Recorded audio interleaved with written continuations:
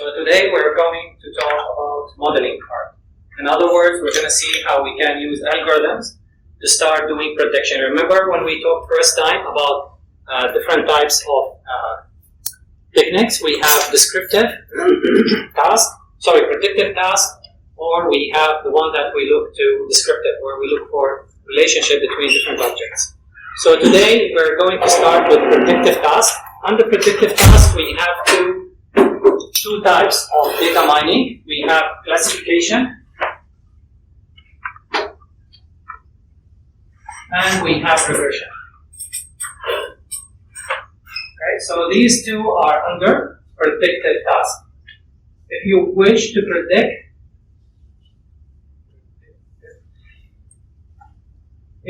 predict for something, for future, then you need to think about either the case you have classification or regression. Okay?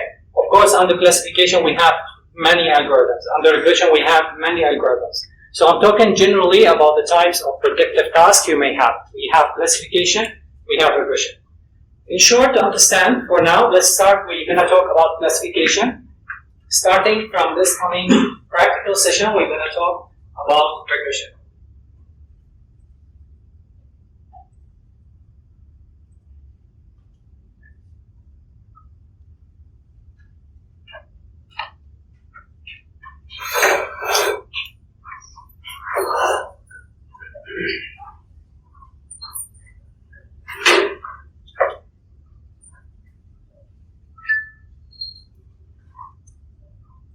I'm going to record as well, maybe later I merge, so you have better screen on description on the board and also slides.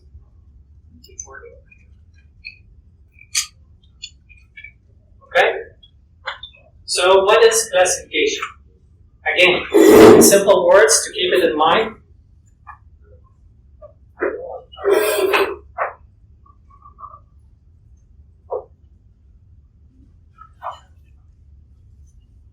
So what is classification? Classification, where you have, when you wish to predict for something, but this value of prediction is categorical. In other words, you remember the nominal variable, then you may wish to use classification. If you have a target variable, let's say like for example, like this example, we got details of some features, then for each email you have or mail. So ID1, ID2, ID3, you've got features, let's say it depends on the frequency of the word, you have X1, X2, X3, and etc. Okay? Then you come to one variable here, or the target variable we call it. Let's say whether it's ham, or let's say whether it's spam. Spam. So if this is a spam, the first email, let's say I got here true. If the second one is ham, then false. And so on. True, for example, and so on. Now, let's say I wish to predict whether such an email is a spam or ham. Then this kind of task is classification. Okay? Regression on the other side, if you like, just to keep a note for now before we start. If you are wishing to predict continuous value, like age, for example, if I got here age, then this one is continuous, right? And even its ratio, numeric variable. Well, this one is categorical. This one is considered categorical. Okay? So, like if you say where is categories here, like this one, let's say this is spam. This is ham. This is spam. And so on. So this one is considered categorical. So if you have categorical feature, remember when we talked about categorical or qualitative and quantitative, categorical and numeric. So if you have categorical feature you wish to predict, like car color, email, let's say gender, and so on, then you think about classification. Clear? Okay, so this is classification. If you wish to predict continuous value, like age, for example, then you go with regression. Then here we have different algorithms. For this one, we have different algorithms. Clear? So this is in short what the difference between classification and regression. Now, here, or maybe we come in, but it's okay. Remember when we said we need to use one hot encoder or label encoder where we assign values to the categorical, because after all, you cannot push text value to most of the algorithms. So let's say you are working on your notebook, you are working inside Python, and you decided to assign, let's say for this one 1, this is 0, this is 1, and so on. So now, instead of having spam or ham, I'm going to assign values. Because why? Again, why I need to assign values? Because algorithms don't work on categories, on text. So I have to assign values to them. Mapping, we call it mapping. So now the question comes in. Is this still classification or it has become a regression task? Okay, why? Always reason. If you reason, the information will stop in your mind. If you memorize, after this class, next time I ask you, you won't be able to remember anything. Try to reason. Why? Now this is numeric, right or not? So, supposedly, according to the previous description I've given you, explanation, this has become regression. The answer is no. Why? Because these values mean nothing. 1 has no actual value in real world. 0 has nothing. But when you talk about age, it has a reflection on our real life. When you say someone's age is 10 or 0 or etc. But this one, just I'm mapping, I'm giving them number so that the algorithm can work. Later the algorithm, when I call for prediction, let's say this email I don't know. And then I call the training algorithm and the algorithm has said, well, this is 1. Okay, I check my dictionary, 1 means spam. Got it? So this is one thing to keep in mind. Second thing, does it make a difference if I put this is 0, this is 1?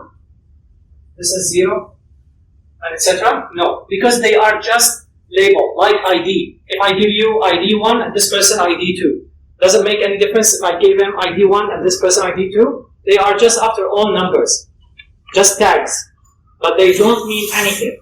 Same idea here. But for age, no. Let's say this person age is 10. The second one is 20. Can I switch or swap between their ages? Cannot. Wrong. Right? But this one, it is just like I'm giving you ID. You are coming to inside this class and we have a draw, let's say to see the winner. So instead of having your names here, I have assigned you values. Number. This number means nothing. If you got number 10, doesn't mean you are the winner. If you got number 0, doesn't mean you are a loser. They are just value assigned so the algorithm can work. Clear? Okay, that's good. And those are nominal. So it doesn't matter spam or ham. They don't have big importance. I mean, one over the other. Spam and ham, they have equal importance in our database. So in this example, same for tags. We have tags, we have supervised learning. So we have provided label. So the label here, it tells us whether such an email or is ham or spam. Okay, is ham or spam. Then we can go for classification. Again, don't be confused. If you found number, you need to ask yourself, what part this number represent? If they are just represent mapping or categories, then this is classification. If they represent continuous value, real value like age, then it's regression. In simple words.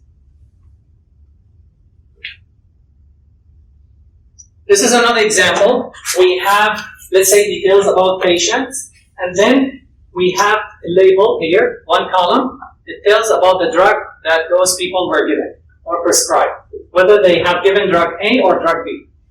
Then I wish to build a classifier or predictive task to predict whether the drug, for let's say for a new patient I got, whether he or she should be prescribed with drug A or drug B. So again, it's categorical. It's categorical value, right? Categorical. Then we go with classification. Then you can map into number. Let's say drug A is 0, drug 1 is 1, or drug B is 1. Clear? Any question? Any question?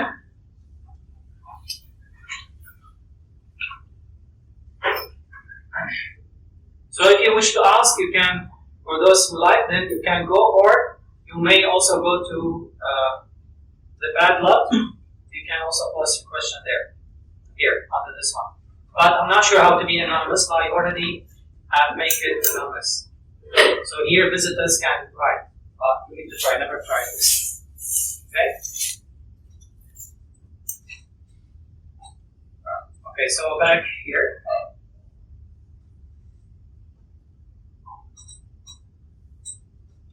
Another example. If you wish to predict the handwritten digit. So you've got pictures. Let's say you are trying to recognize numbers handwritten on a piece of paper, and you want the predictive method to tell you what is this handwritten. Like this one should tell you this is 6, this is 7, this is 4. Okay, so this is again classification task.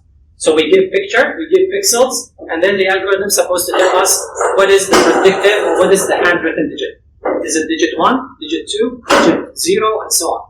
So handwritten digit is quite famous classification example if you wish to try, whereby you do in computer vision. So you have pixels, you have pictures, then you send the pixels will be treated as input feature to the classifier, and the classifier will give you the predictive handwritten digit, whether it's 0 or 1, 2, up to 9. So this is another example for classification.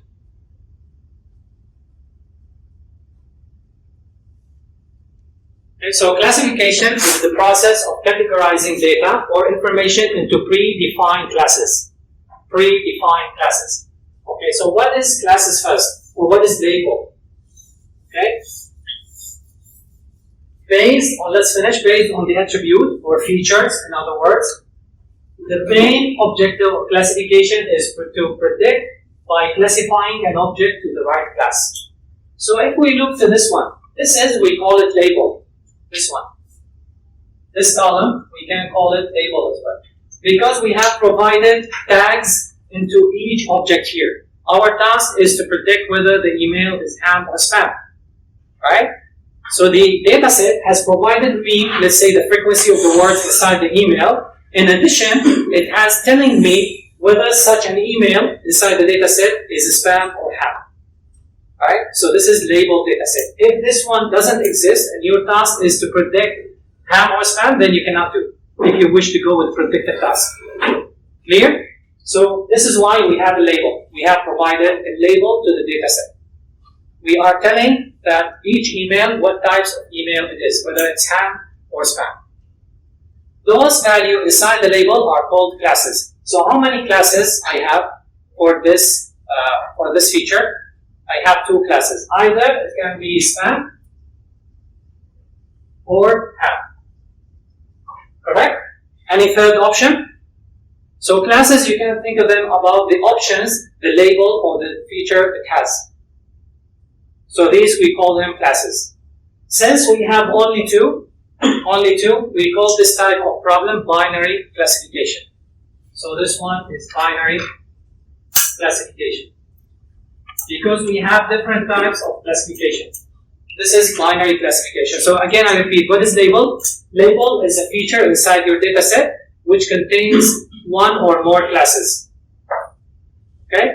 It's a feature inside your data set which may contain one or more classes. So in this case, it has only 2 classes. Let's say if I'm talking about the type of fruit instead of spam or ham. And then here I got type of fruit. Then let's say for the first one, this is watermelon. This is, let's say, carrot, apple. Okay? So this is a label feature. How many classes it has? Maybe let's say also this is apple. It has 3 classes. Just you look for the unique values you have inside. So what options you have for this feature, type of fruit? It may be inside this data set. For this data set, not every fruit in the world. Huh? Depends on your data set. Not you go and collect the names of every fruit in the world. Just according to this data set, we are looking for different objects or different fruits, and those fruits either can be watermelon or carrot or apple. So that means we have 3 classes inside this label. Clear? And this is, we call it multi-class classification, since it's more than 2 classes. Okay? So in this case, for this one, we need to use multi-class classification. Why we are differentiating between binary and multi-class and etc.? Because some algorithms are capable of working on binary classification. Some others are capable of working on multi-class classification. So we need to know, but luckily we don't need to worry about this when we come to Python, because scikit-learn has made all algorithms available for any type of classification. They follow some strategies while they are developing. We can maybe come across them fast later to make all types of algorithms available for any type of class or any type of problem. But it's good you understand what you are working on. So class refers to a group or category of data points with similar characteristic or attribute. Okay, so we're looking for categories, or we're looking for options or classes. Options or classes. So your job is to assign the data point, like this is data point, this is data point, this is data point, to one of those predefined classes that you have. Whether, like in this case, it's watermelon or carrot or apple. Only you have predefined 3 classes for this task. So your algorithm shouldn't say this is zucchini, for example. Okay? We never train it. So we have predefined classes. Label is a name or identifier. So this is label or identifier. Identifier.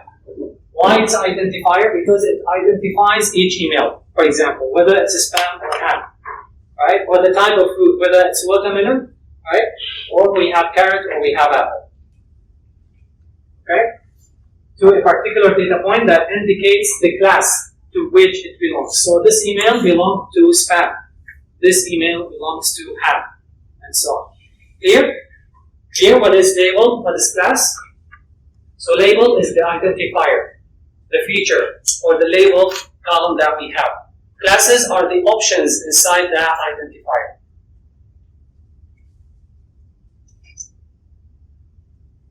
Some examples where we wish also to apply classification, like you want to classify articles. For example, whether they belong to finance, so predefined classes, maybe finance or politics, okay, or science and so on. So you have predefined classes and you wish to assign the article or classify the article to one of those predefined classes. So classification problem. Or let's say you are building a classifier to monitor the comments on Twitter, for example, and you want to assign or say whether such comment is offensive or not. So again, you have the comment, you pass to the classifier should say either the comment is offensive or not. So again, classification problem. Clear? And so on. So you can build upon any example where you have categories and you wish to build a classifier to predict. Another example, we already discussed about spam or non-spam. Malignant, like if you want to identify tumor cell, like malignant or benign cells, again, classification. Okay, cataloging galaxies, like the type of galaxy. So also this goes under classification. So again, once you have categorical, immediately you may think about classification. But keep in mind, it should be nominal, not ordinal. Ordinal we're not going to touch. Some people, they may still use classification for ordinal feature. But anyway, we're not going to go through that. Just understand in simple words what classification is, and later when we come to practical session, what classification is. Okay. Now the approach for building classification model. Okay, we have two major phases. We have induction and deduction. Okay, so induction in simple. Induction is where you train your model. So you got your training data, you pass it to your model, to some algorithm.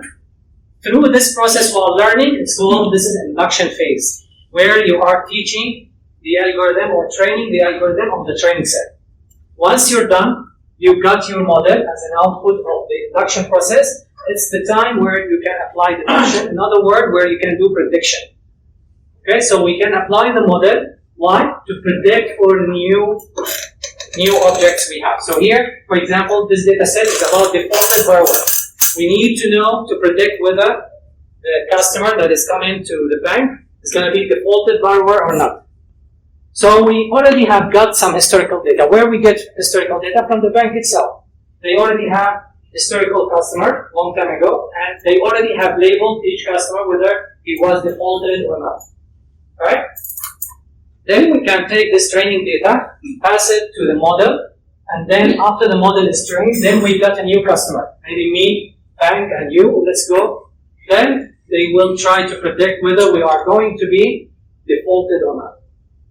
So again, this is classification, and in addition, this is the process of phases. So we go introduction, training time or training phase, deduction is prediction time, where you apply your model to do prediction for new data you have, new objects to predict whether, like in this example, there are going to be defaulted borrower or not. Okay?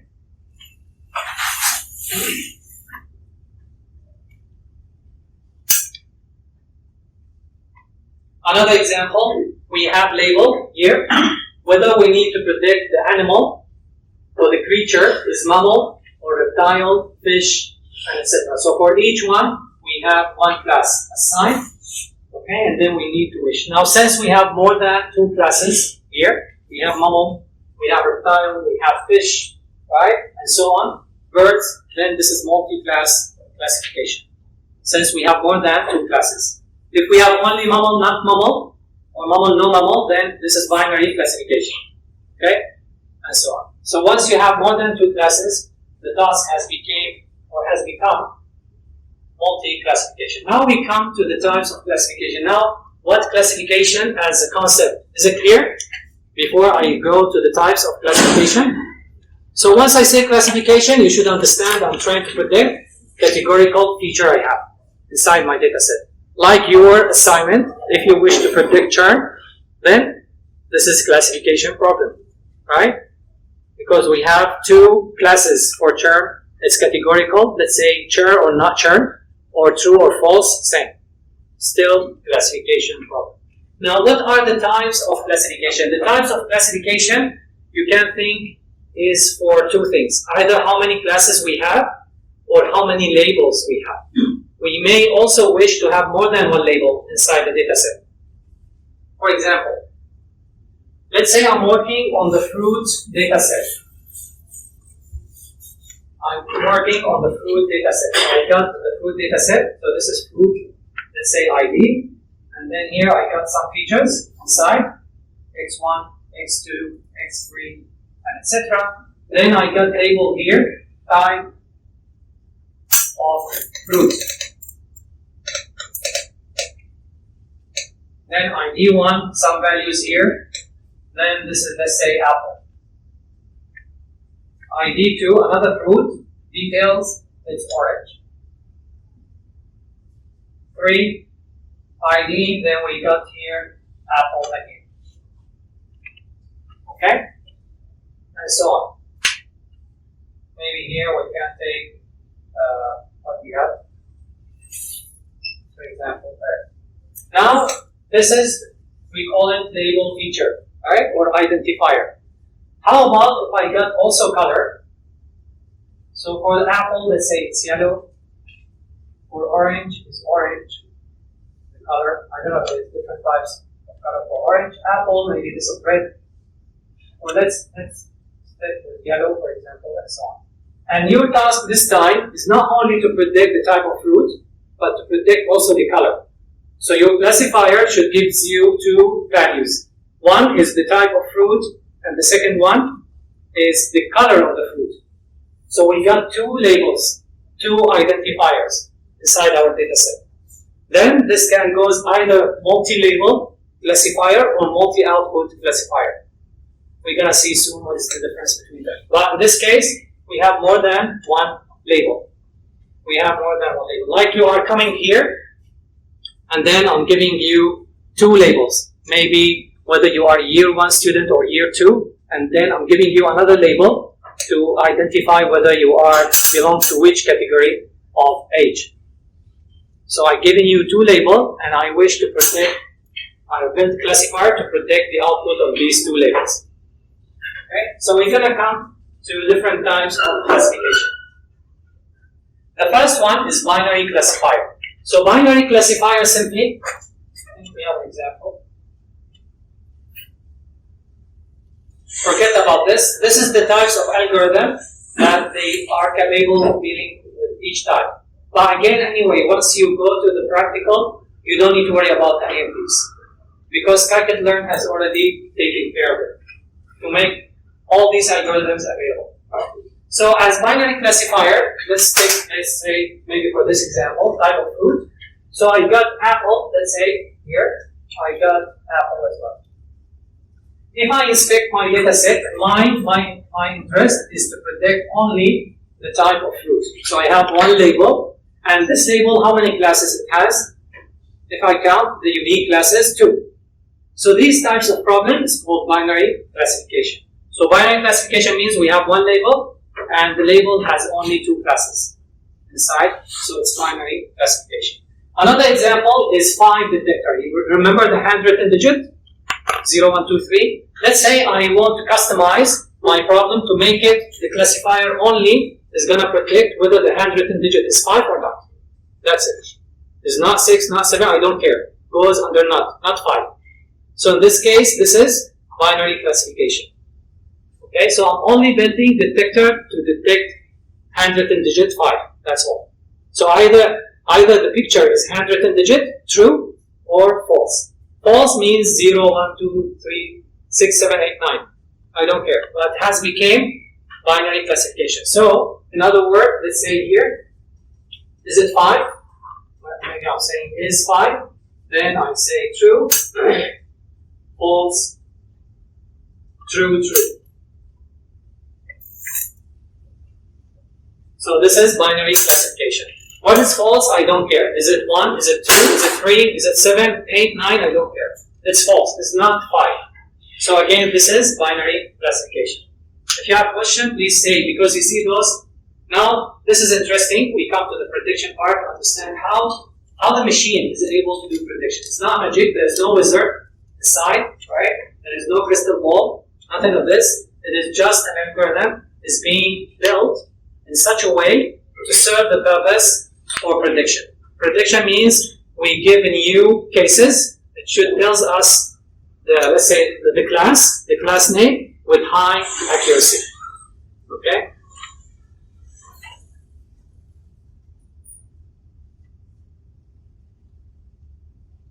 Now we go to multi-classifier. So I think now should be clear. Multi-classifier, if we come back to the type of fruit, again, type of fruit.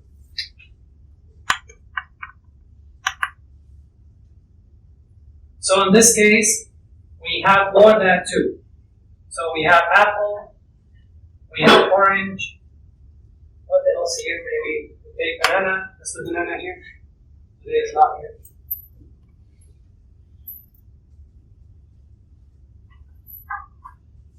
Okay, avocado and so on. I don't care, but if I count how many classes I have for this label, more than 2. So it has become multi-class classification. Clear? Like this example. I have multi-examples or multi-fruits inside my data set. Then it's multi-class. If I have only, let's say, apple or orange, 2, then it becomes binary classification.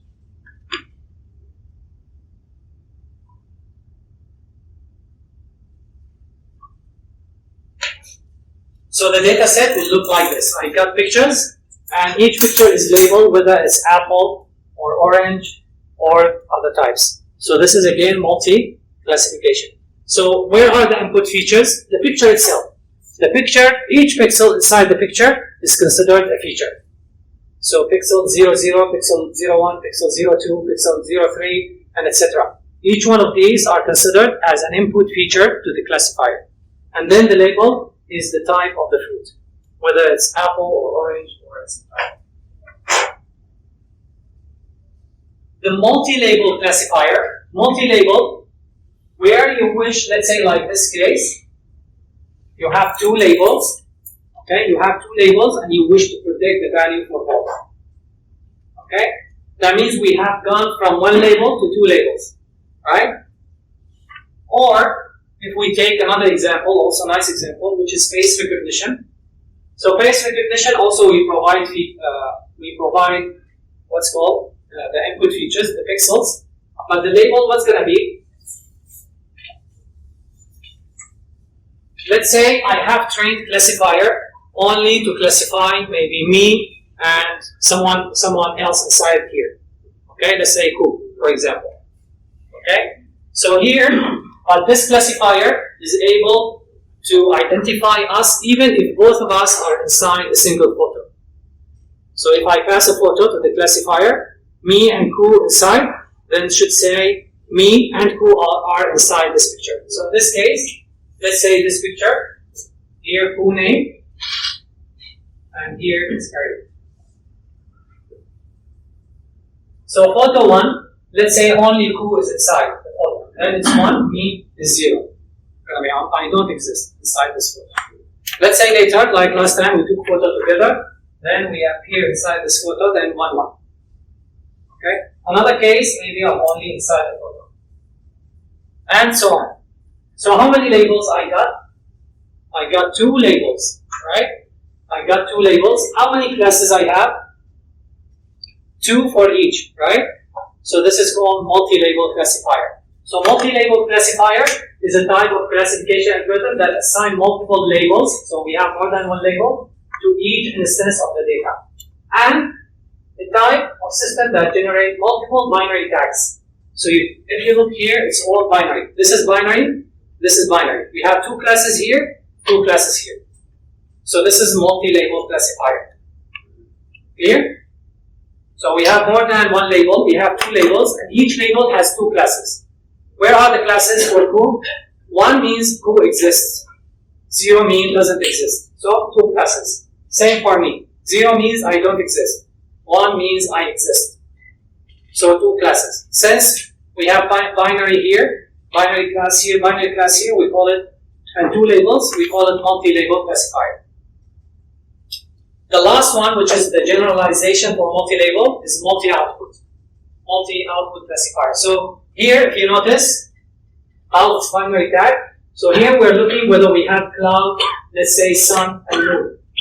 So the output for the algorithm is going to say 101. That means, let's say it's sun, it's cloud and sunny. But 0 means it's not dark time. And same here. If I predict the algorithm, if I ask the algorithm to predict for instance 4, it should provide me binary tags, saying, let's say 0, 0, in case none of us exist inside this photo. So 0 here means Ku doesn't exist. 0 here means me doesn't exist or don't exist. Okay? Clear? So this is binary tags. What we mean by binary tags, like this example. The multi-output, which is the last one we're going to talk about, is the generalization. This is a nice example also for multi-label. If you are working on IoT problem, let's say I got sensors fixed or installed inside the spot. So I have many parcels. So in agriculture, they call, if you have boundary for each piece of land inside, they call it parcel. So let's say I got parcel 0, parcel 1, parcel 2.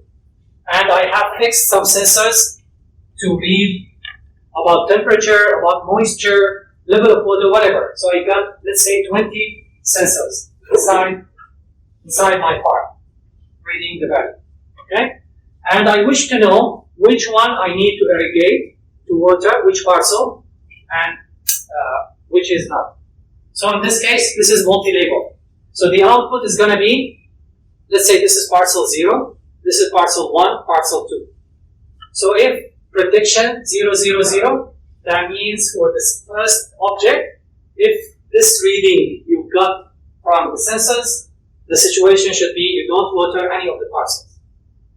For second object, when I read, I have a new readings from the sensor, then maybe all the parcels should be irrigated, water.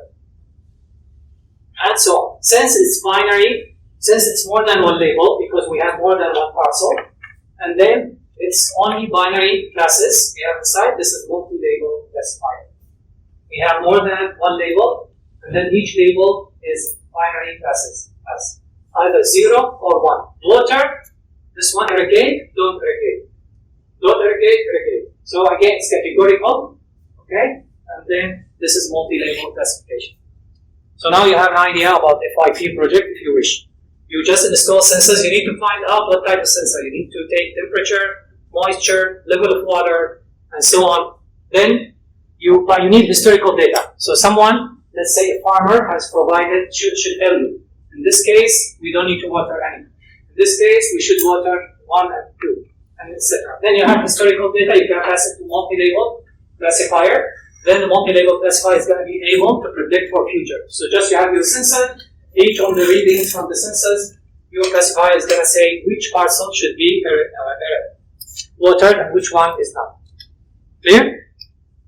So this is multi-label. Face recognition, now we talk, it's also multi-label. The last one, which is multi-output classification, or they call it multi-output, multi-class classification. It's just generalization. It's very simple. Where the label can take, it's more than one label, and the label can take more than 2 classes. That's the end of the story.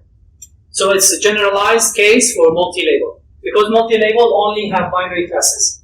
For multi-output, it can be multi-class for each label you have.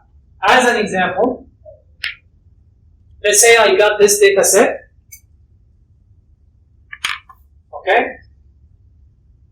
The color is here, maybe you can take it out, it's okay. So I got, let's say the size here, this is example, is about types of fruit. So I got this feature, and I wish to predict all of these, the type of fruit, whether it's edible or not, and the color. So if I check here, it's multi-class. First, it's multi-label. I have more than one label. 1, 2, 3. 3 labels, alright? And then each label, for this one, has multi-class, more than 2. For this one, is binary. For this one, is multi-class. So for this one, we need to apply multi-output classification.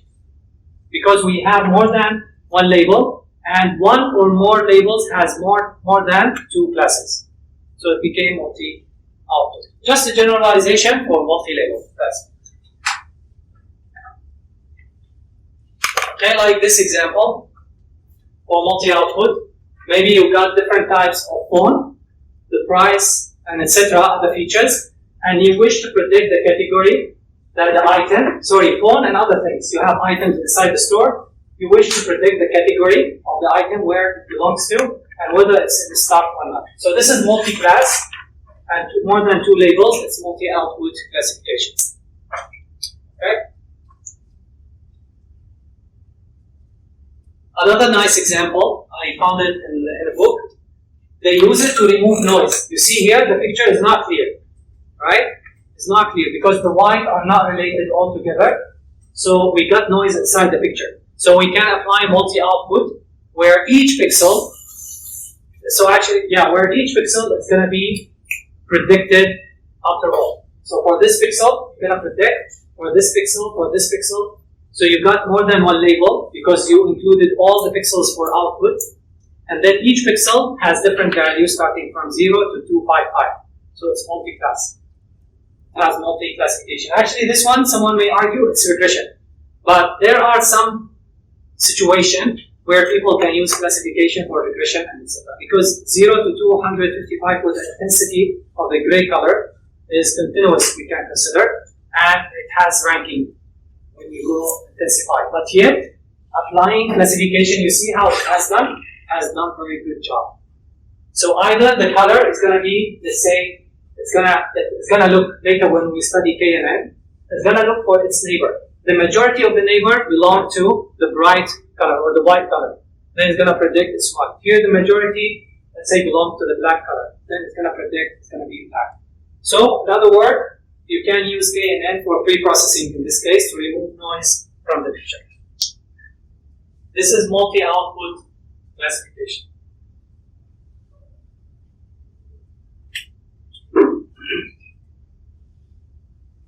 Now we start to the first algorithm. So now we understand what classification is, right? And what types of classification we may encounter. Again, when you come to application, writing Python, you don't need to worry about types of classification, but it's good you know.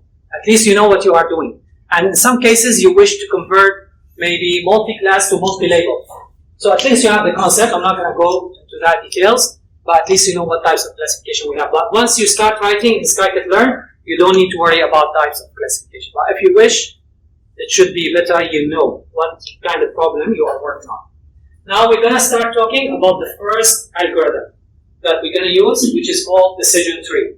Decision tree is algorithm we're going to see later. It can be worked for classification and regression. But let's stick now for classification. So it can actually be used for classification problems and regression problems. This is one. Second, decision tree is based on the data structure of binary tree. Do you remember from data structure course, binary tree? So binary tree, it looks like how? Anyone remembers data structure? Do you remember the course name? Okay, that's good. At least you have it. Then you can go back and check your slides. So decision tree is based on actually the data structure of tree. So the tree structure, if we take an example, binary tree, it's going to be like this. We have a node, and then this node got out two branches because it's binary. Two branches, then another node here, then another branches probably, and so on. This is just simple example of decision tree, which is built upon binary tree. So these ones, the circle ones, we call it internal nodes. Internal nodes. We're going to see how they are utilized. Internal nodes. These are called leaves. Okay? And actually this one is exceptional. This is internal node. This one is root. The first node you have inside your tree. It looks like a tree but inverted, upside down. Right? Upside down. It should be maybe like this. And then you branch up.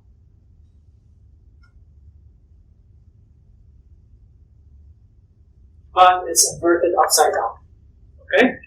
So it follows the data structure of tree. We're going to start looking into it.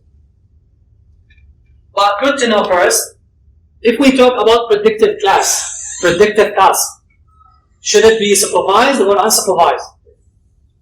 Very fast, you should answer, yeah. Anyone? Supervised or unsupervised? If we're talking about predictive. Supervised. Anyone? Unsupervised? You should immediately say supervised. All the examples we discussed, they have label inside the data set. Once you have labeled data set, that means it's supervised 100%. Forget all the examples I have given you earlier, they got labels inside the data set. So it is supervised. If you need to apply prediction, you must have labeled data set. Okay? If it's unlabeled, that means you cannot go with supervised learning. And classification is undersupervised. Then you need to go with something else. Maybe apply clustering, we're going to study later, which is unsupervised. Okay? So firstly, it is supervised learning algorithm. For sure, once we talk about prediction, any types of classification, doesn't matter. All the examples I've shown you, if you flip back, all of them got labels inside the data set. So it is supervised. Then it's batch learning for decision tree. Do you remember what batch learning was? Yes? No?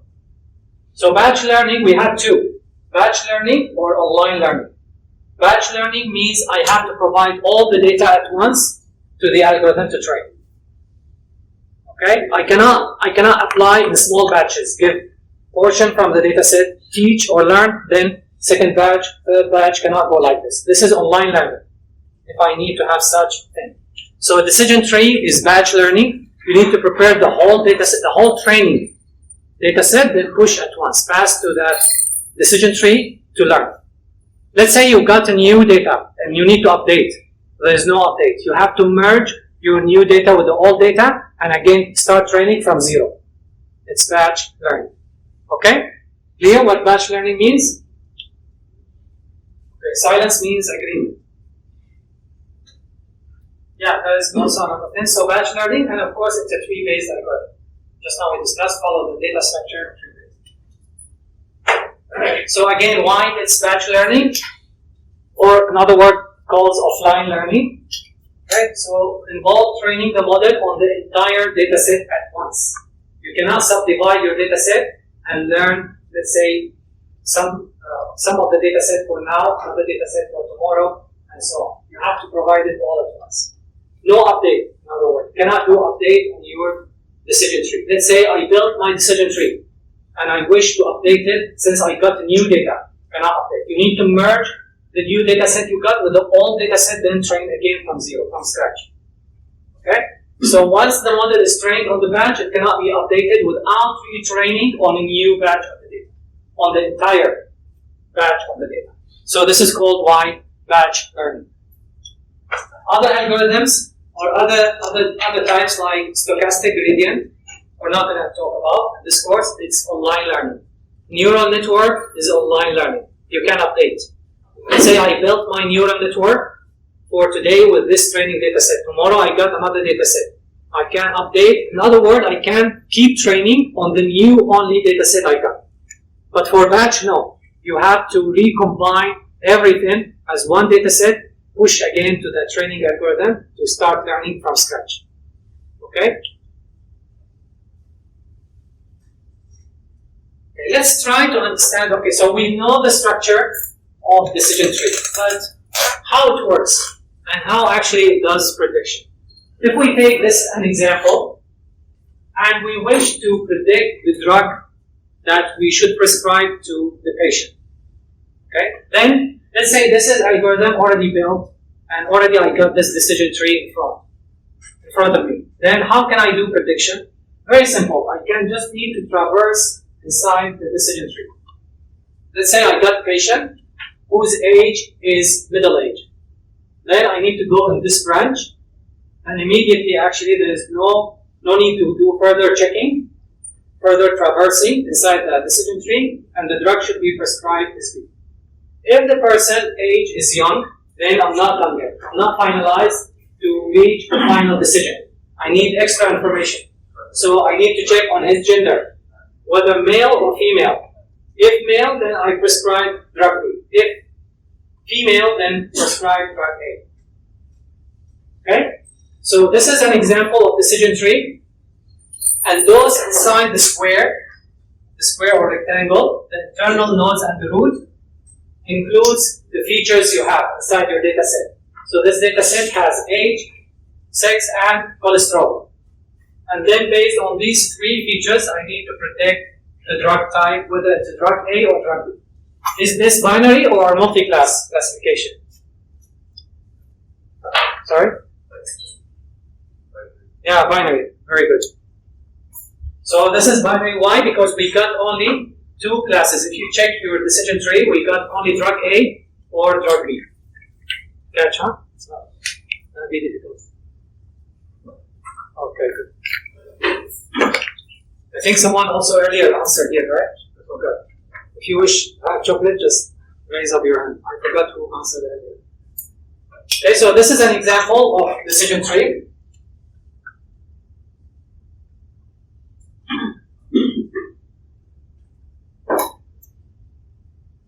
Another example, if you have mammal, let's say a data set, and you wish to predict whether the creature belongs to mammal class, or reptile class, or fish class, or what else? Amphibian, right? Bird, and etc. So this one is multi-class example. Then probably your decision tree is going to look like this. So you've got as a root node the body temperature, whether it's cold or warm, then you traverse further inside your decision tree. So if the body temperature is warm, then we go to check on gives birth or not, whether the creature gives birth or not. So this is internal node. If yes, then this is mammal. If not, then this is non-mammal. Okay? Actually, we didn't have non-mammals inside, but this is an example how we turn multi-class to binary classification. So we actually map our data set. Anything mammal, we keep it mammal. Anything other than mammal, non-mammal. So we can change a task from multi-class to binary class. So this is why the types of classification are interesting. You know how you can be and manipulate your data set to reach your task. Okay? So now during the deduction process, I got a new record and I wish to know the class, the creature class, whether it belongs to mammal or non-mammal. Then just I need to traverse inside the tree. So I go to the body temperature is warm, then I need to go in this branch. Then gives birth, no. then it's non-mammal. Then I can predict saying this animal is non-mammal or this creature is non-mammal. Clear? Clear? Behind? I'm not sure if anyone has posed any question or you would like us to ask here. No question here. No question here. But in Q&A, right? Should be checked.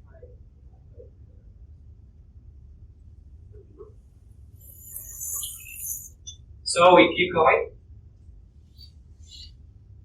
Do you want to have a break, 5 minutes? Yes or no? Yes. Oh my god, okay. Have a break, 5 minutes. Then we continue. If you have a question, also you may ask in the meantime.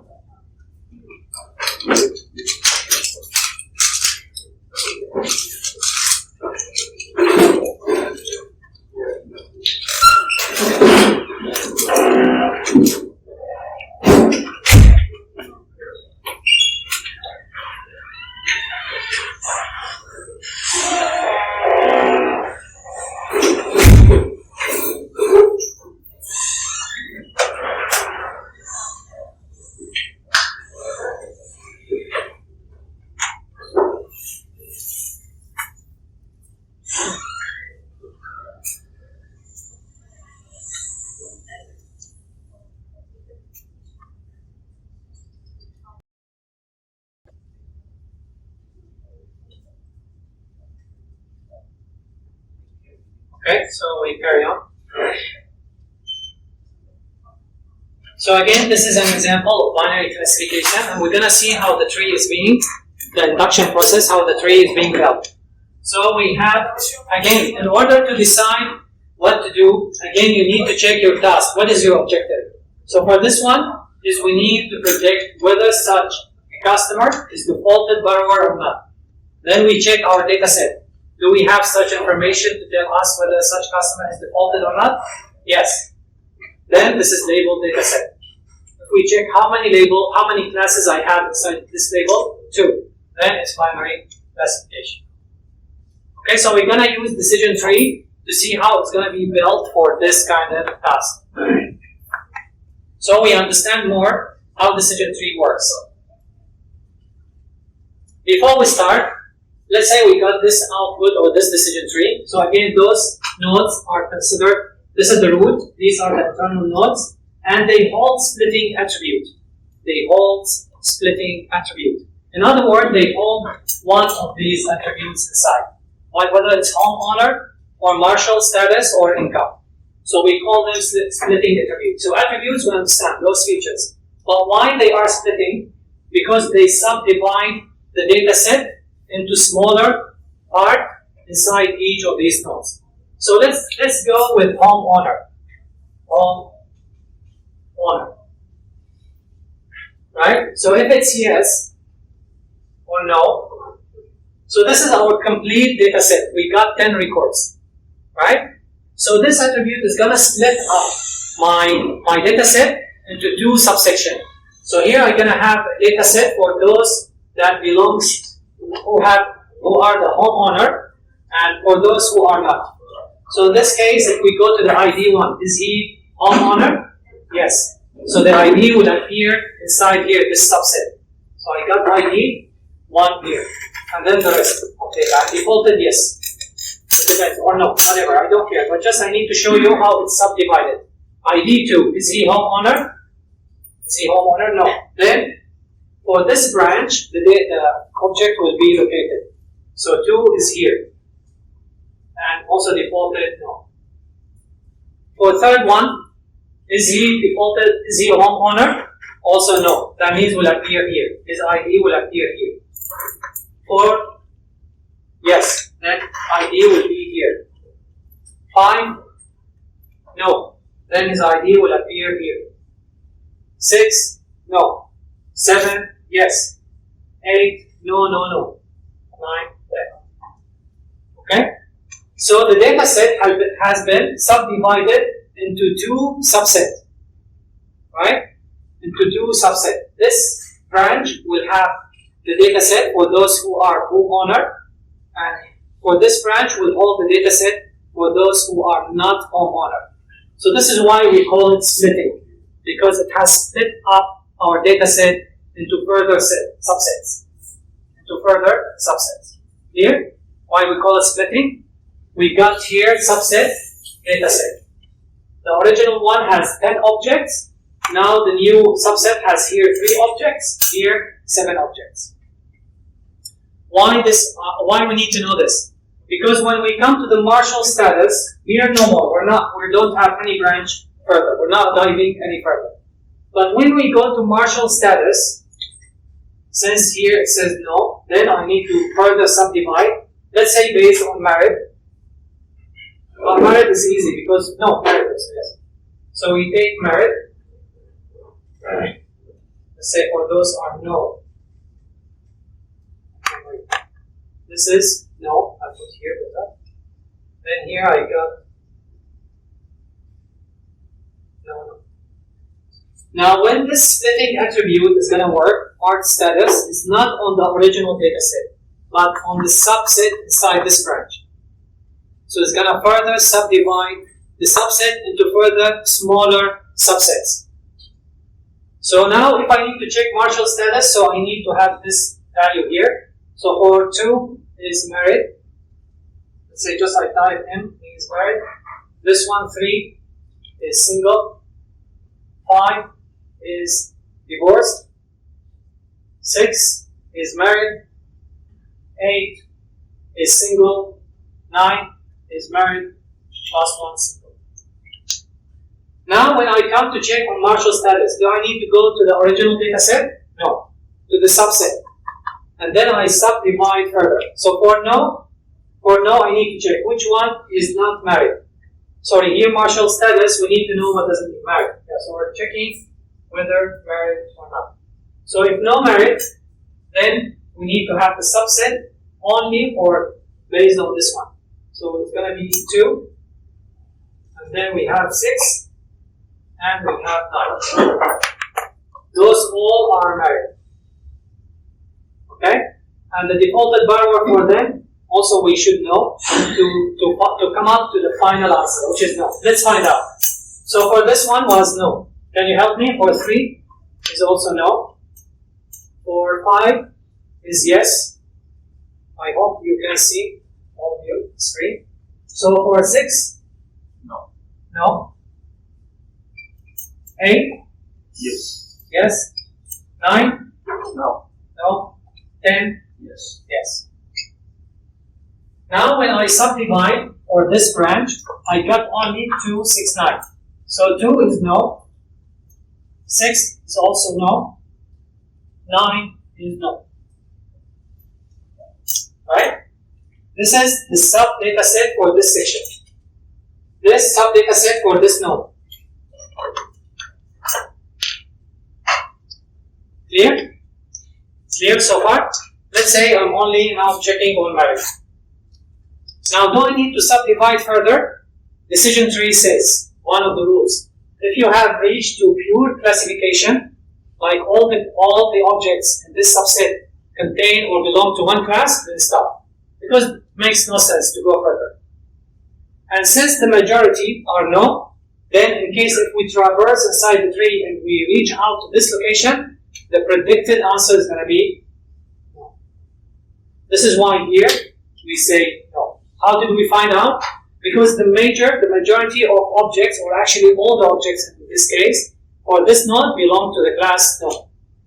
So we say no. Clear? Our prediction comes in to the picture. So keep in mind decision trees subdivide because we have splitting attribute. They would subdivide the data set. For each node we have sub-data set. For each node you have sub-data set. For each node you have sub-data set.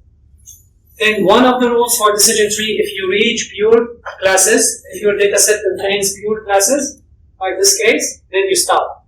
You don't need to differentiate anymore because you already have reached pure class, and the answer, the prediction for this node is going to be no. That means if I got a new instance and I have gone or traversed through this branch, then the answer is going to be no. This is not defaulted borrower. Okay? Here? Any question? Any question? No? Okay. So same idea here. For marital status, then for divorce, single and divorced, then we need to, for single and divorced, then you come to new branch and then you take only those single or divorced as a subset. So we got this one, single or divorced, single, single. So these four will go to this subset. Since it's not pure, you see we got no yes, so we may subdivide further. Go split with income, and so on. Clear? The general idea, we have splitting attribute. Decision tree would split up the data set into subset. Each node has its own subset. Okay? So later when we reach a case like this, based on the subset, we decide whether the final answer is whether defaulted borrower or not. Okay?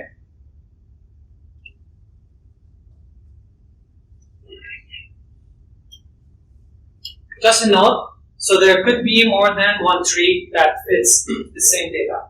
So not necessarily only this data, this tree, we may have more than one tree.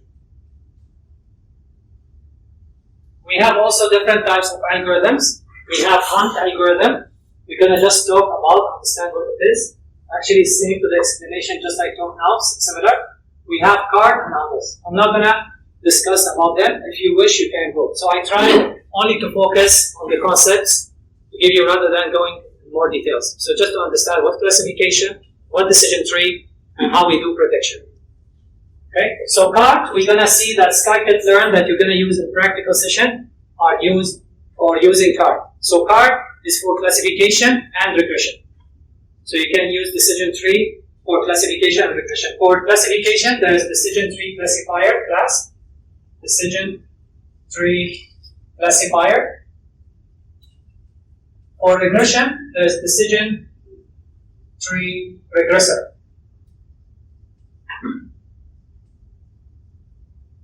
So we have two classes inside scikit-learn. If you have classification and you wish to use decision tree, then you go with decision tree classifier. If you have regression case and you wish to use decision tree, then you go with decision tree regressor. Okay? So what is hunt algorithm? Hunt algorithm is very simple.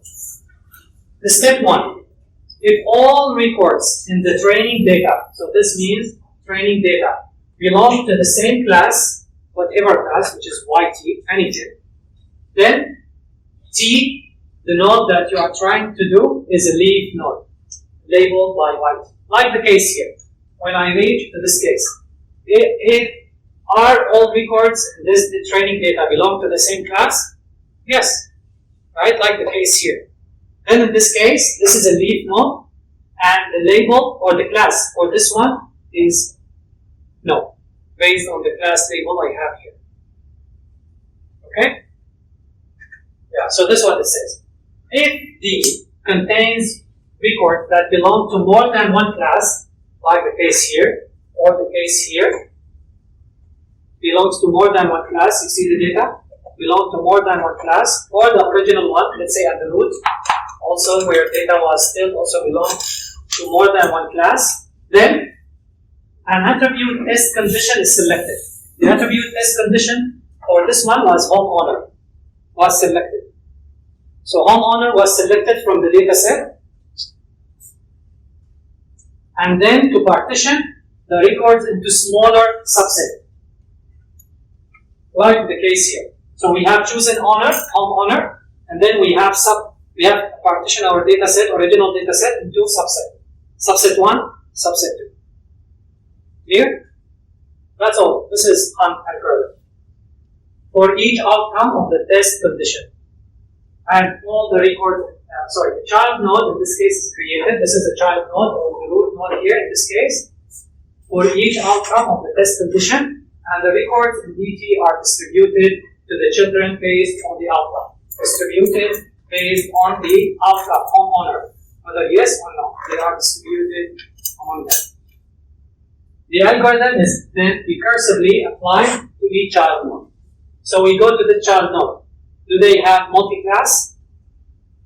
Yes, then we need to split up. So we have split up on Marshall status. Married, we went here. Non-married, we got another data set.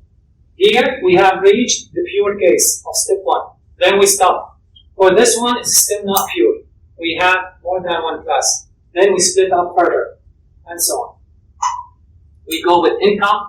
So here we may go, we got a new one, this is for no, then we go with income. Another splitting attribute, we get a new subset, and so on. Clear? This is the idea, that's it. Simple. You check your data set. Pure classes, this is the end node. Not pure class, you subdivide by choosing an attribute as a splitting attribute. And you keep going, recursively. Again, this is just to show you how it's being conducted. So we are starting now to choose splitting attribute. So here at first, let's say I check my data set. Does it include pure class? No.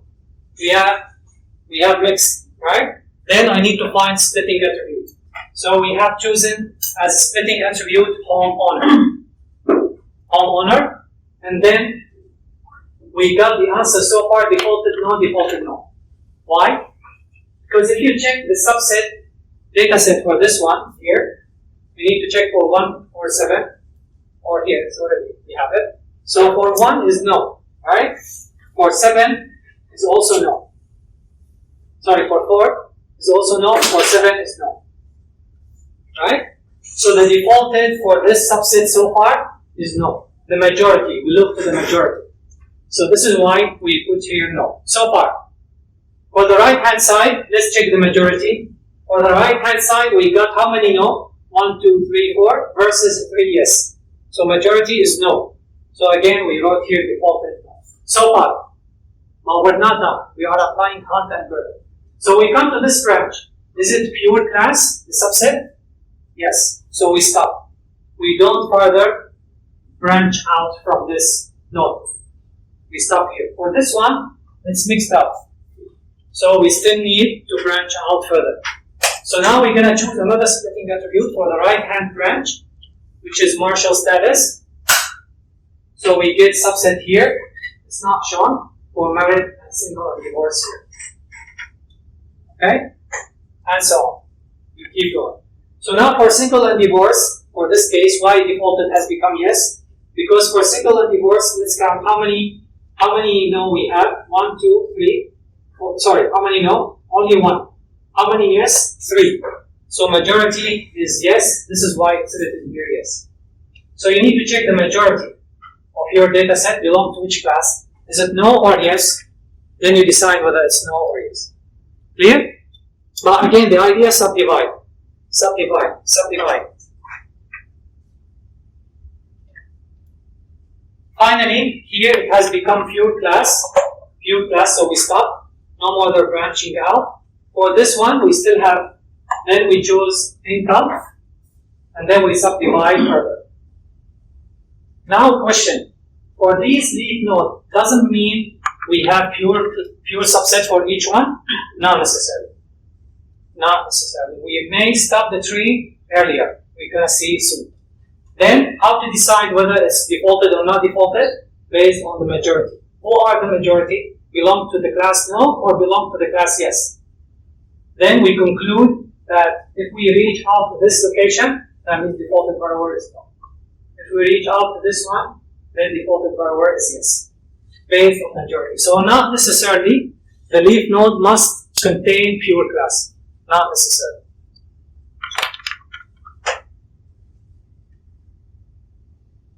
Okay? So a decision tree is a tree, inverted tree. Tree has a root, internal nodes, and leaves. Roots and internal node include the attribute, the splitting attribute, if you like to keep note, always following up the slides, which determine how to traverse the tree based on the test attribute. While the leaf nodes contain the samples of the dataset. The leaf node contains the sample of the dataset. The decision tree subdivides the dataset into smaller subset. The final decision in the leaf node is based on majority. This is why I told you not necessarily you have pure class inside the subset. So just you check, who are the majority? Are they belong to the class yes or class no? Based on it, you decide what is the output going to be for that leaf node. Whether it's no or whether it's yes. Clear? Clear now? So this is the idea of decision tree. You see how it works and how prediction is being done. Later, if I got new data and I wish to predict, then just I need to traverse inside the tree. Based on the leaf node I approach, I reach out, then I see the majority, it should be already there. Which class? Then I predict also this new data belong to this class. So the majority of the class that belong inside that node, that subset. Okay? Clear? This is decision tree. End of the story.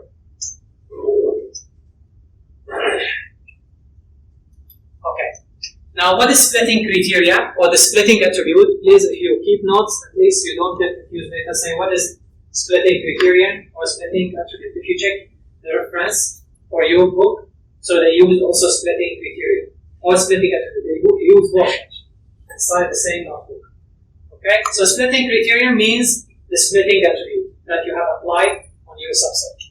So an attribute is conditioned to divide records into smaller subsets. Now we come to the question, why I told you the data set may contain a mix even after you subdivide. Let's say in this case, for the sake of argument, let's say this is yes. Is it okay? I may say it's okay. Why? Because I may apply what's called stopping criteria. When I need my decision tree stop building up. So I don't need to branch out too deep. Why? Because if you make your tree so deep, that means you are making your tree so complex and you are at risk of overfitting your data set. So we may try to avoid overfitting by putting some restriction on the decision tree of going or branching out too much. Clear? We put restriction. Why again? Because we don't need to come up to the case of overfitting. We don't need decision tree to memorize the data set. Okay? So what are stopping criteria we may have? One of them we already saw inside Hunt algorithm. Stop splitting if all records belong to the same class. Right? If they belong to the same class, like the case was here, we had all no, then we stop. We stop for this case. Okay, or have identical attribute values. All your objects have the same values. All of them. So here if I check all married, and let's say income, they have the same income, and etc. So even if I got one case for yes, there is no point of splitting out anymore because all have the same identical feature. So it has no point of further split. Or you may apply early termination criteria. Like for example, you may tell decision tree classifier the max depth you can build your tree is for only maybe 2. That means you can reach out the maximum to the level 2. This is level 0, level 1, level 2. Then maybe I don't have this one in this case. So because I have set some criteria for max depth. Okay? Here, so I put restriction on my decision tree. I don't need it to build so complex because again, if it becomes too complex structure, you may become at risk of overfitting the data. Or I may provide the minimum number of samples. I say I need to split up. If I got minimum number of samples, 10. Then I check this subset. Do I have 10 samples? No. Right? Then I may stop. So you can either also provide minimum number of samples. Both of these are available inside decision tree classifier. When you define an instance or object from decision tree classifier, then you can set the max depth. You can also define your minimum sample size. Got it?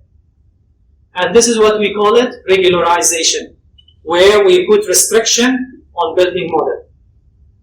We don't like the model to take its freedom to the extreme. So we put some restriction. We call these restrictions regularization. We apply regularization on our model. We impose restriction on our model. Okay? So if you come to the word regularization, remember restriction that you add or you impose to your model. Okay, now interesting, we further understand. So this is one of the famous data sets. If you go, this is like Hello World. You know, when you go to Hello World, new language, then they start with Hello World. Red, LN, or console, or right line. This is IRIS data set. It's so famous. You go everywhere, you see people talking about it when they need to explain. It's like the Hello World example. IRIS data set, it's a data set which contains 150 records. It's a small data set. And it has include some features about flower. And in particular, 3 types of flowers: setosa, versicolor, and virginica. And they have captured feature about petal and sepal of the flower. The petal width and length, 2, and for sepal width and sepal length, 2. So we got 4 features as input, 2 from this, 2 from this, and then we got label, which is whether the type of the flower is iris setosa or iris versicolor or iris virginica.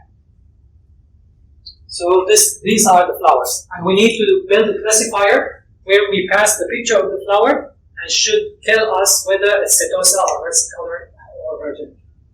Okay, here, what is the task we are trying to do? This is our data set. This is a sample of our data set, so you can see. So we got sepal length, sepal width, length and width, and then we got also petal length and petal width. So petal length and petal width. We measure the size of the petal for each one. And then we got a label. Labels. How many classes do we have here for this label? How many classes? Sorry? I heard someone says 3, which is correct. Who said 3? Okay? Oh, Satish. Okay. Another chocolate. You see, just very easy. You could try to answer. If it's wrong, you're going to get chocolate anyway, by the way. If you try to answer, you're going to get it anyway. So here we got 3 classes. This is multi-class problem. If you need to write Python code, it's very simple. And even the data set is available inside scikit-learn. You don't need to obtain your data set from the internet. You can go to scikit-learn from dataset module and call the function load iris. Then we load iris. Here we got all the data about iris, and we need also decision tree classifier. So from scikit-learn, the module is tree import decision tree classifier. Again, we are using classification problem decision tree classifier. And let's say for this data set, for this example, we're interested only to pick 2 features, which are petal length and width. That's it. I don't need the sepal length and sepal width. Just I'm going to go with these 2. Okay? So this is why we have slicing here, taking only the features that belong to petal length and petal width. The target, which contains the label, whether it's versicolor or setosa or virginica. Then we define our decision tree. You see max depth. We have early stopping. Just now we talked about early stopping. So we have provided restriction that the max depth for this tree is going to be of 2. That's all. Cannot branch too much. Okay? Then we call fit. So fit is the method you call for training. Once fit is done, so for fit you provide X and Y, the input feature and the label. Input and label. This is why this is supervised. If it's unsupervised, you don't need to provide Y. You need only to provide X. Finally, if I need to predict for a flower which has a petal length of 2 and petal width of 3, then I can call the function predict. That's it. This is decision tree. Actually, for decision tree, you see only 3 lines, including the import 4 lines of code. Only 4 lines. We import, we define an instance, we call fit, we call predict. Okay? Clear? So you can take this code and try later when you run Python, and you can see the result. This is the result of Iris decision tree. Same explanation. So the root node includes which splitting attribute. The splitting attribute is petal length, and the condition should be less than or equal 2.45 or greater. If it's less, then we're going to traverse here.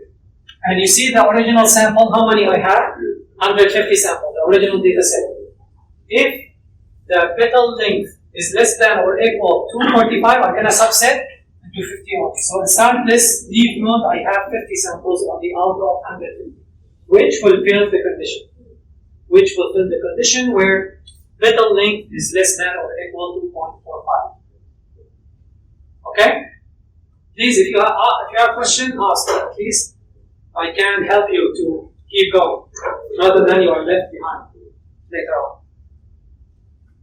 Okay? So if here 50, then the other side should be 100, because the total is 150. Alright? Logical. If here I got 50 samples belong to this node, then the rest will go on the other side, which is 100.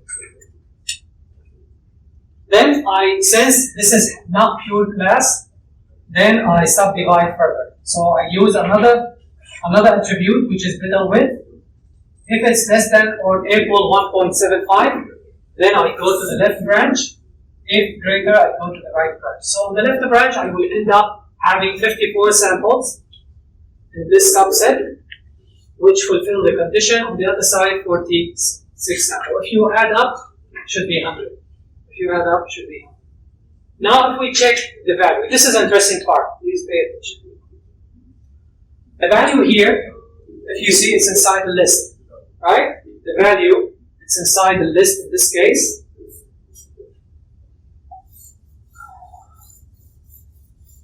It's tiring to keep talking. Okay, now we focus on value. This is the interesting part. How many classes I have? I have 3, right? Setosa, what was the second one? Versicolor and Virginica. Okay? So I got 3 classes. For 3 classes, the value will hold 3 values as well, based on the number of classes I have. So for this node, I got 50, 0, 0. 50, 0, 0. This one, actually, the value represents how many samples I have where the classes is Setosa. This is for Setosa. This is for Seri, or Sri color, right? Color, and this one is Virgin. So based on this distribution, I have 50 samples belong to Setosa, 0 to Versicolor, 0 to Virginica. So it's pure class, right? Then we stop. Remember the step of Hunt algorithm, right? Since we have pure class, then we don't need to branch out anymore. So we stop. Then what is the class? What is the answer, the prediction for the class for this node? Based on majority. Majority are Setosa. Then this is Setosa. So you check here, the class is Setosa. Okay? Why? Because the majority, and actually the only class I have inside is Setosa. Now if I go to the other side, I got 0 Setosa. That's obvious because all of them have already gone to the other subset. And the left 50 for Virginica and 50 for Versicolor. Right? So the other case now, I got 0, 50, 50. So 0 for Setosa, 50 for Versicolor, and 50 for Virginica. Since it's not pure distribution, I need to branch out further. So we use petal width, and then we go with left branch. Left branch, I don't know if you can see. So left branch, we're going to get the sample 0, 49, 5. The left branch is going to hold the sample 0 from Setosa, 1 from Versicolor, 45 from Virginica. Right? The value. So based on this value, it's not pure distribution. So I'm supposed to branch out further. But the max depth is 2. And I have already reached out the max depth. So this is max depth, this is depth of 0, this is depth of 1, this is depth of 2. That means the algorithm cannot go any further. Remember just now the code, the Python code?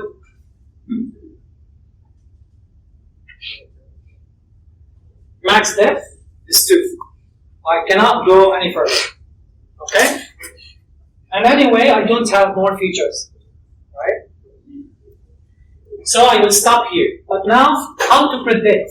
Prediction is based on majority. Which class has the major number of samples? 49. 49 belongs to versicolor. Then the class is versicolor. This one, which class has the major number of samples? Virginica. Right? Then the prediction is going to be Virginica. Clear? I hope now it's clear what is decision tree and how it works. And one interesting thing about decision tree, you can know what's going on inside. You can know. So for example, if I reach here, that means betel length was greater than 2.4 and betel width was also greater than 1.7. Right? Only then I will decide that this is Virginica. So actually I can extract rules. So I can write the rules, maybe, because we're going to see later when we go to rule classification. One way they use decision tree also to come up with rules. So we can come up with rules. We can write rule number 1, let's say, if, let's say, betel length is greater, for example, greater than, for this one, for example, greater than 2.45, and we put and like this, for example, and betel width is greater than 1.75, then the result is Virginica. Right? You see how we have extracted rules? Right? By using decision tree. But in neural network, you cannot. Neural network is like a black box. You don't know what's going on inside. You cannot extract rules from neural network. So decision tree is considered white box. You can see inside how you have reached out to this location. How you reach out to this location. You can follow the tree, traverse inside the tree. Neural network, on the other hand, cannot. So you can think of it as black box. Any question? Now nobody asks, what is this genie? What is this genie? You say you're not asking. You should get deduction 2 marks, every one of you.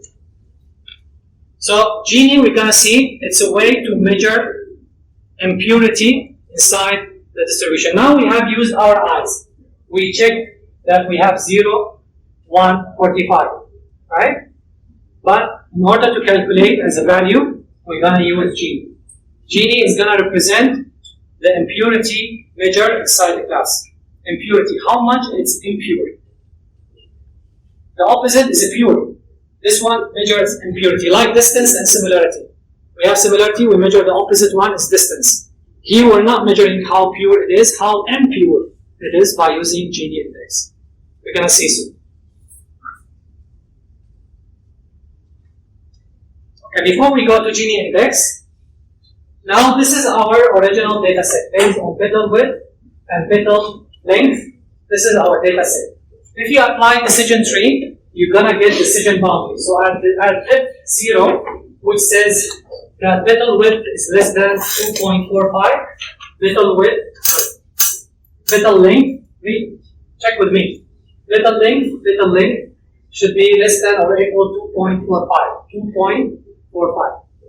Then we got here a decision boundary. This is, we call it decision boundary, which helps us to split up our data. Right? We have used this splitting attribute to subdivide our data. So we drew vertical line. Okay, either can be vertical or horizontal. This is one maybe problem of decision tree, because we depend only on one attribute at a time. Then at depth 1, so this is now we got 2 data set, subset. This is for the right branch, which is here, 100, and this is for the left branch, which is here. Now we go, the left one, we're done. We see that we have pure distribution. We're done here. Now we go to the second one. Petal width is less than 1.4. Petal width is less than 1.75. So it's here. We don't split up this. This is already done on the first node. This is the second decision boundary we have. This one has helped us to split our data into two. Here, they have gone about 54, and this one, others have gone to this side, which is 46 sample. Okay? And then if you have more, then you may go more. Sorry, did I miss something? No, that's correct. So this one, actually we have only diff 0 and diff 1. We don't have any 1. Right? Yeah. We don't have another node to split up. So this one, we don't have this one. That's it. Any question?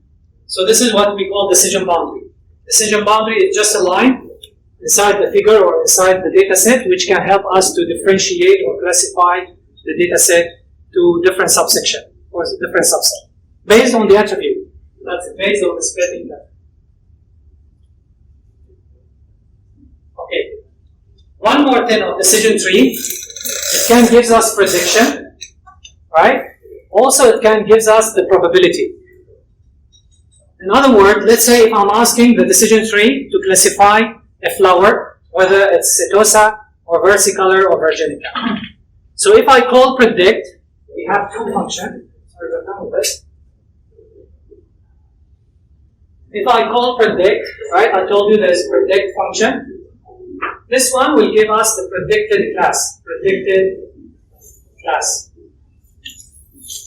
But if you wish to know how confident the algorithm is that the predicted class is, what is the probability, how much confident the algorithm is with its choice, then predict doesn't tell you anything. There's another function called predict underscore proba, which gives you probability. Probabilities, actually not just one, probabilities for each class. So now in this case, if I call predict, let's say for this example, it's going to give me that this flower, or this, I'm talking about this example, it's going to give me that this flower, which has petal width of 5 and petal length of 1.5, belong to the class 1. Class 1 means versicolor, because setosa, class 0, versicolor, class 1, virginica, class 2. So this one belongs to versicolor. But how much confidence the algorithm is, we don't. Just it has given us the predicted class. If you wish to know about the probability, then you can call predict proba. Same example. 5, 1.5 is going to give you 0, 0.9, 0.09. Meaning, the probability that this flower belongs to setosa is 0%. There is 0 probability that this flower belongs to setosa. While for versicolor, the probability is 0.9. That means 90%. The algorithm is confident that this example, this flower, belongs to versicolor. For the virginica, the probability is 0.01. That means the algorithm is confident only with how much? 1%. Right? Because this can become rounded up, so it becomes 10%. 0.1 we round up. Or 9%. 9% to 10%. Right? If you add up, should be all 1. So 0.9 plus 0, 0.92 plus 0 equals 1. The probability. Clear? So now, based on this, okay, we are confident that 1, this is 1, because 0, 1, 2, because we are confident that this type of flower belongs to class 1 with the probability 0.9. 90% we are sure. Why this can be useful? Let's say another case, I got here 0, 0.5, 0.5. Then the algorithm is not so sure. Either the instance or the flower can belong to versicolor or virginica. Then I may discard, or maybe I can do warning on the UI screen saying the algorithm has 50-50 probability or confidence that the flower belongs to, let's say, versicolor and virginica. At least we get extra information. Or maybe we discard the answer.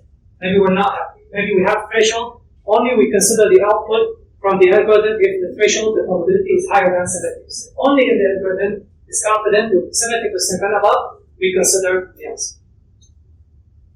Okay? So probability is very important.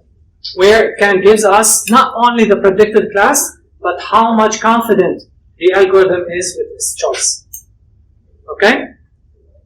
Keep a note, not all algorithms we're going to study, they provide probability. Some of them they do, some of them they don't. Decision tree provides probability. Logistic regression also provide probability. Okay, but some algorithms they do not provide probability. So again, now if we go back, if you remember the first session when we attended, data mining is meant to extract rules. You see how we have extracted rules, right, by data mining, correct?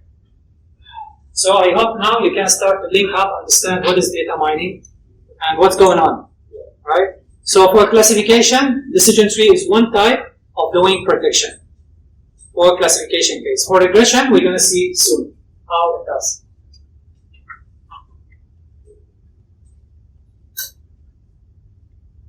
Okay, now another question comes in, and I have to say because it's part of your syllabus. Back to the decision tree we found earlier here. Also, again, nobody asks. You should ask. Why decision tree has chosen little length for roots, not little width? Why? Right? And etc. So nobody asks. You should get also -2 marks. In order for decision tree to decide which, let's say, attribute it should pick, we need to measure which attribute gives us more purer distribution, which gives us better splitting on our data set, right? Logical. If you use this attribute and it's gonna still have, maybe your data is going, since we have 150 samples, they are mixed up into 2 branches, and you still have about here 60, or 70, 70 plus, 70 plus. Or you got another case like now here, where we got pure distribution for one leaf node and we are done on this branch. And then we move further. So again, the question is how decision tree will choose this attribute to be a root node and this attribute to be an internal node. So we need to measure a concept called impurity. How much impure the result of distribution? We're going to see soon. So this will answer the question, how decision tree determine the best split for our data set. Again, I don't need to explain this. See? I think this is not much relevant here. But at least to understand, if let's say another data set, or now I understand why.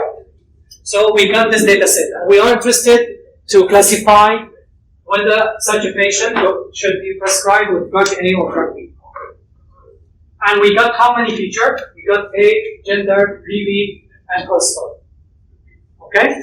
Let's try to see the next decision tree and observe. If decision tree has chosen cholesterol at first stage, we might end up, if you see here, we got 3 dots belong to drug A, and 7 samples belong to drug B. Mixed up, right? And almost 50-50. Here, 30 by 5. 3 by 5. Here, if the cholesterol is normal, the samples you're going to have inside the subset 2 belong, let's say, to drug A or to drug B.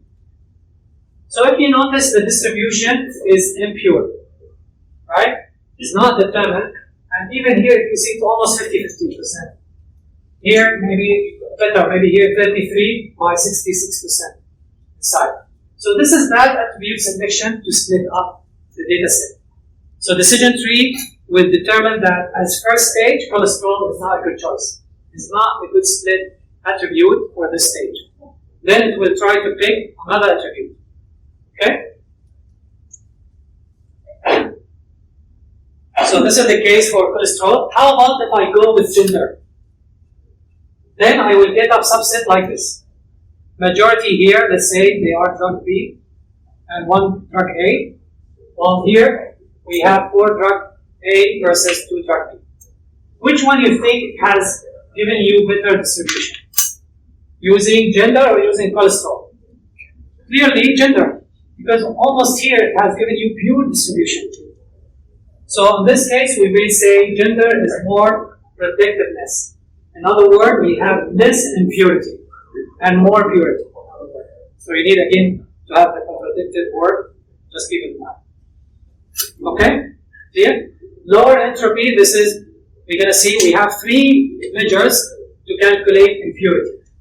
We have Gini index, we have entropy, and we have misclassification. We have three. But just I want you to know how they work. That's it. Like here. Let's say the decision tree has three options.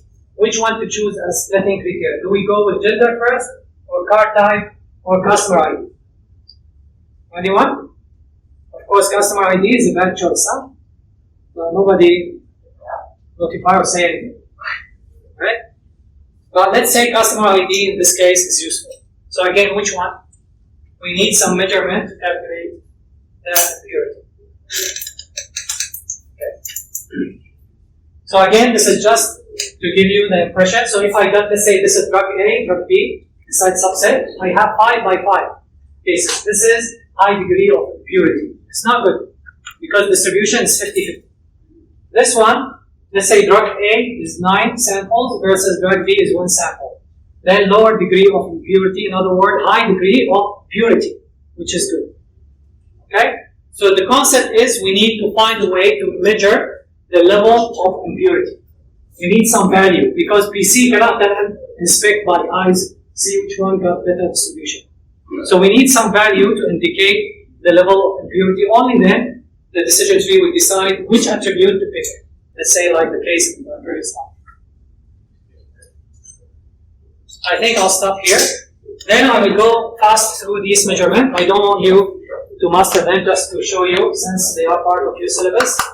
And then we move on to show you a case how decision tree can be used for regression. Once we're done, then that's it for decision tree. This week we conclude. And then we start looking into performance measurements. Performance measurement, later we're going to see how we can evaluate. Let's say I built my model for my assignment. How can I say my model is good or half-half or bad? I need also some measurement. I need like marking scale to measure how good my model, the whole model, I'm talking about my model. So later we're going to discuss for classification, we have measures that we're going to use, not only for decision tree, for classification in general. We have accuracy, we have precision recall, F1 score, precision, recall, trade-off, and we have ROC. Okay? Any question? So this should be for our Thursday class. We'll try to conclude decision tree and at least go through half of the performance measurement, at least you understand. So now you can build your model or your assignment if you are having classification. If you have regression, we're going to see an example soon on practical session how to do it. Okay? Any question?